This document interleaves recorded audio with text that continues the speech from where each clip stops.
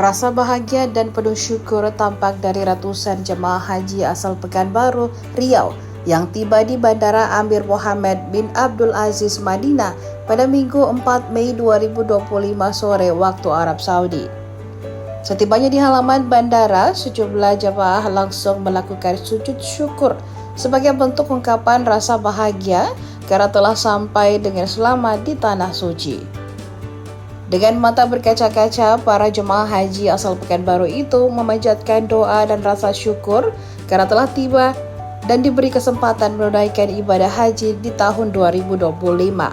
Ketua Kloter BTH 3 Zulfa Henry menyebutkan bahwa ada 445 total orang yang tergabung dalam kelompok tersebut, termasuk petugas dan pimpinan kloter. Para jemaah terbagi dalam 11 rombongan dan 43 regu dengan rincian 211 jemaah laki-laki dan 234 jemaah perempuan.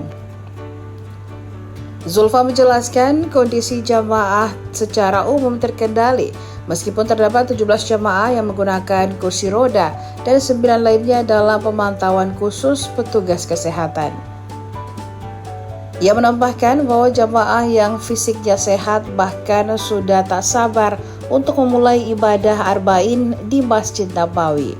Ibadah Arba'in sendiri merupakan sholat berjamaah sebanyak 40 waktu berturut-turut di Masjid Nabawi selama 8 hari yang memiliki keutamaan istimewa.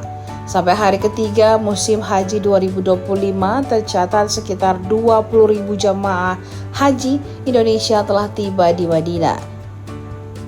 Kondisi cuaca di Madinah masih cukup panas dengan suhu berkisar antara 34 hingga 41 derajat Celcius dan kelembapan udara yang sangat rendah. Para jemaah diimbau untuk rutin meminum air putih dan menjaga cairan tubuh agar terhindar dari dehidrasi dan heat stroke.